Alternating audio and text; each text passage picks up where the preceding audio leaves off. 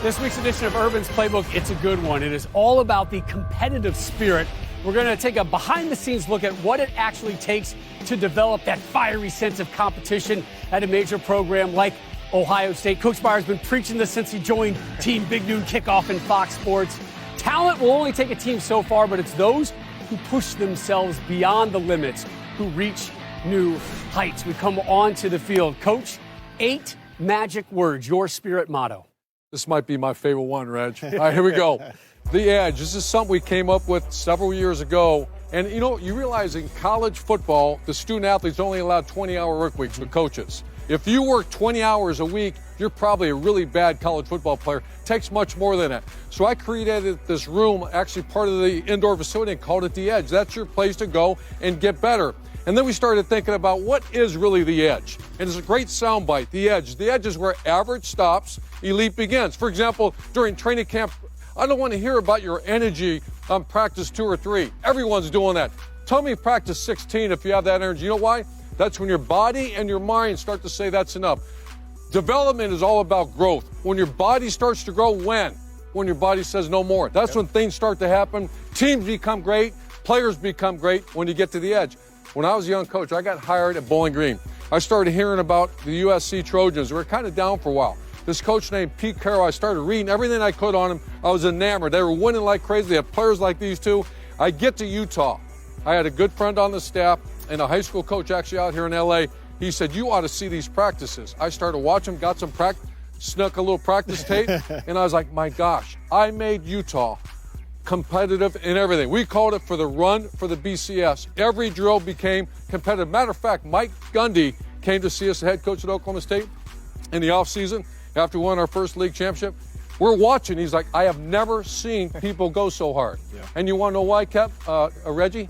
Because they were competing. Yeah, and Coach, the way that Pete ran his practices, everything we did was about competition. Every rep in the film room, every rep in the weight room, every rep on the practice field, Coach, even to the point to where I would wear weight vests running against my own teammates and gassers after practice. You still come to work wearing those weight vests, yeah. right? You walking the stairs. He beat everybody still with the weight vests on, too. All right, so give me some examples of some of these competitions you had during the practices. So everything became winner-loser days in the offseason. I wanted to identify the competitors and teach them how to compete. So we did some drills here. You can see like a tug-of-war drill where you have, this is Sam Hubbard, high draft pick playing for the Bengals, Jalen Holmes, another high draft pick. What we've tried to do is get them to that point, not the first half hour of the workout, but by the end. You're going to find out who's going to give and who's not. That's Taylor Decker, another first-rounder. Zeke Elliott. How'd they become first-rounders, in my opinion? Because they learned to go hard. There's our man, Kerry Combs, current D coordinator. Obviously, he got taken for a ride not here. Not very strong. But coaches and players were involved in all this winner-loser days. Here's Joey Bosa, another first-round high draft pick. This is called a sled pull. It's not just a sled pull. You're competing against someone. Why? You're pushing your players to the edge. Remember, growth happens when you get them to the edge. And then here's goal line tackle. This is Ben Victor. This is a winner-loser day. I actually gave this to the defense.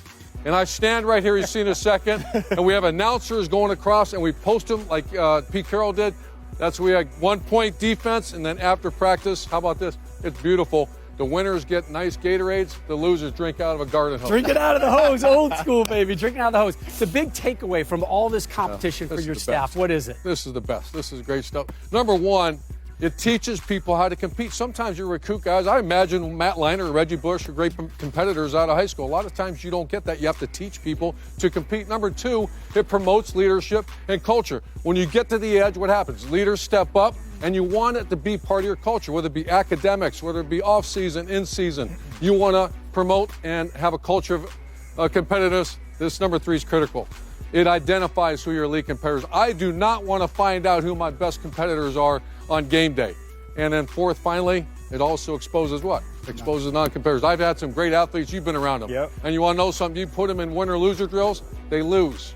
The one thing the elite competitors do, they might run out of time, but they never lose. Yeah, I actually got a great story, Coach. I remember after my first year starting in 2003, it was a pretty good year. We won a national championship. I was a Rose Bowl MVP, and I remember in spring, a couple months later, Pete Carroll I read a quote in a paper. He said Matt Leinart's going to have to compete for the starting job next year because we had the #1 high school recruit coming in the country. I kind of looked at it, I kind of just laughed at myself. Are you serious? But what was he doing? He was trying to make me all of this, and he was trying to push me to the edge to be the ultimate competitor and be the ultimate elite leader for that football team, which, you know, we were able to accomplish in the next couple of years. We did all right.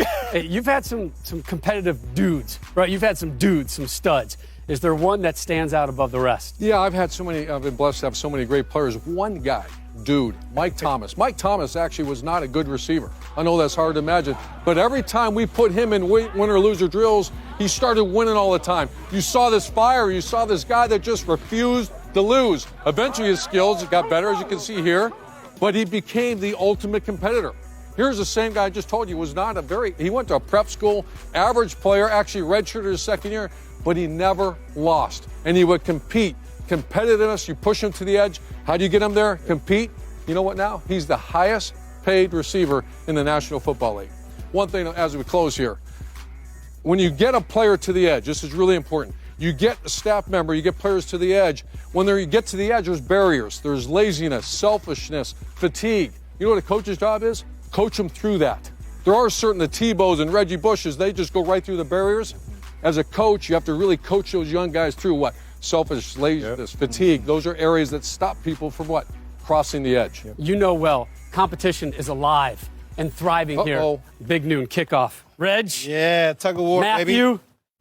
Urban? This is right up my wheelhouse. Set him up. Here. I've been waiting for this. Set him up. Dig in, pal. Hold on. You actually wrapped it around your hand. Okay. Let's go, number 11. You want it. Number 5. How bad do you want it, Reggie Bush?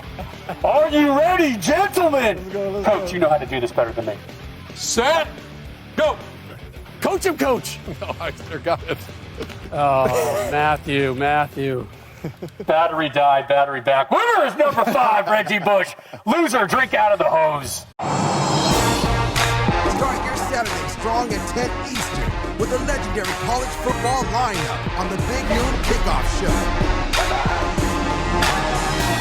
Big Noon Kickoff on Fox.